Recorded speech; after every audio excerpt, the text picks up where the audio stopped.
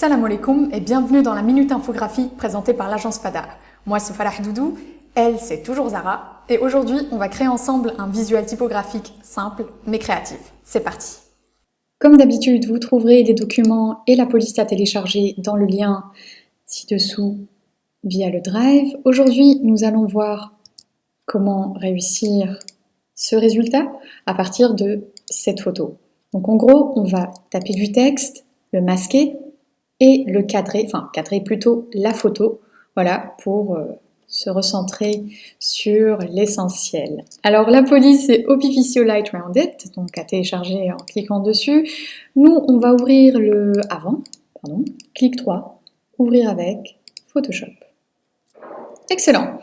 Ok, alors ici on va zoomer un petit peu pour y voir plus clair. Tout de suite on va aller chercher notre outil texte. T sur le clavier, je clique une fois et je tape océan. Voilà, donc là c'est en bleu, moi j'ai envie que ça soit en blanc, donc je double-clique dessus, ou alors je surligne le texte, je vais en haut, je change de couleur dans le rectangle et je vais aller chercher du blanc, donc je clique et je vais jusqu'au coin, à l'extrémité. Ok, parfait, donc j'ai mon océan en blanc, maintenant je double-clique encore une fois pour aller chercher la police qui convient, donc Opificio, je peux le taper directement au lieu d'aller chercher dans la liste. Voilà, et on avait dit Light Rounded, voilà, parfait. Donc maintenant je reprends mon outil de déplacement et effectivement voilà, on a océan. Donc maintenant je vois un petit peu l'emplacement d'océan. Je vais double-cliquer sur le après, le garder juste à côté, comme ceci, déplacer le panneau et un petit peu plus. Voilà, parfait. Alors ici, ça m'a créé un calque automatiquement pour océan, donc c'est un calque texte qui se crée automatiquement, vous n'avez pas à créer de calque. Et ensuite, ce que je vais faire, c'est commande T, et puis clic sur Shift, sur le clavier et tirer. Voilà, cliquez tirer. Donc là, c'est beaucoup plus grand, c'est à peu près cette taille. Ouais, je pense que là, on est bon. Un petit peu plus vers la gauche. On n'est pas bon du tout, en fait. Si, je vais voir. Voilà, je vais agrandir un peu, parce que ça doit dépasser, en fait. Le E doit un peu dépasser quand même, pour qu'on arrive à deviner ce qu'il y a écrit. Si c'est pas très difficile, vous me direz. Et puis voilà, donc on va dire que ça c'est bon, hein, et on va soit cliquer ici pour valider, soit appuyer sur Entrée sur le clavier, chose que je viens de faire.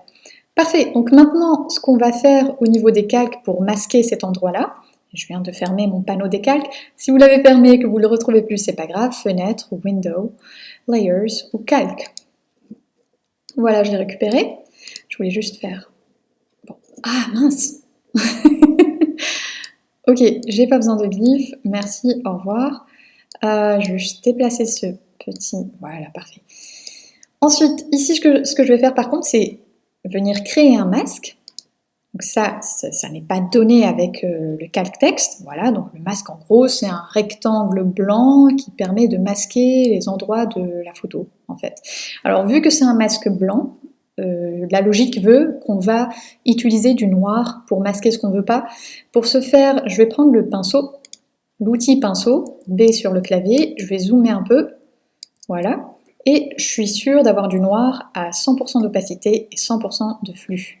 Maintenant, je peux faire un clic droit pour agrandir le diamètre de mon pinceau, et je vais simplement venir cliquer sur les parties du texte en fait que j'ai envie de masquer. Alors si vous me dites que ah oui non mais là on voit pas bien, c'est tout à fait normal, vous pouvez baisser l'opacité du texte pour voir à travers en fait.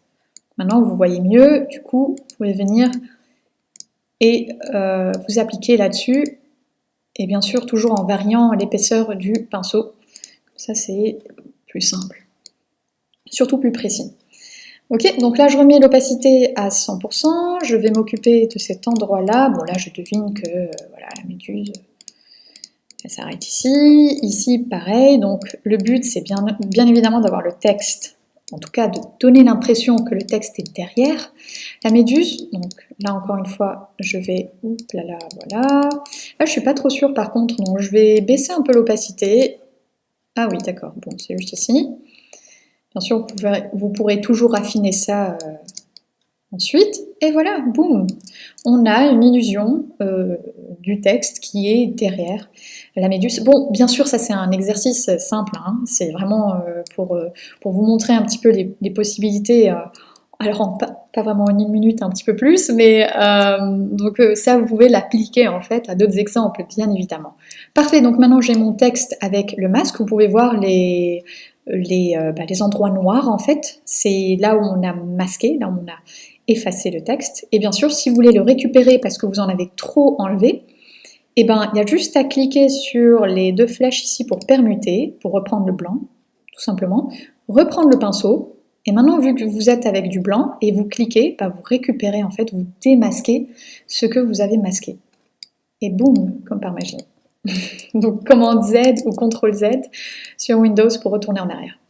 Voilà, donc maintenant ce qui nous gêne un petit peu, c'est cet espace-là. Vous voyez, là on n'est plus du tout centré sur Océan, mais plus il y a lui qui prend un petit peu... Oups, la petite méduse ici qui prend un petit peu plus d'espace. Donc on va simplement aller recadrer ça. Donc vous avez l'outil recadrage, Crop Tool, cliquez dessus et vous pouvez tout simplement venir crop. Alors l'idéal serait d'avoir un tiers de l'image, un tiers du texte et un tiers de l'image du dessous. Donc là on est à peu près bon. Et c'est toujours bien de laisser une petite partie invisible pour montrer qu'il y a une continuité, ça rend l'image un petit peu plus intéressante. Et voilà, donc ceci est fait. Si vous voulez enregistrer, il n'y a plus qu'à fichier, file, save as, si vous voulez sauvegarder le projet. Voilà, vous pouvez l'enregistrer dans le bureau. Et si vous voulez l'exporter pour le web, fichier, export, save for web ou exporter pour le web. Et là, vous allez avoir une bonne qualité si vous utilisez le PNG24. Et bien sûr, vous pouvez voir ici la taille, en fait, le poids de votre image et agir en conséquent dans le choix des formats. Et voilà, c'était tout. Et je vous dis à bientôt pour une autre capsule.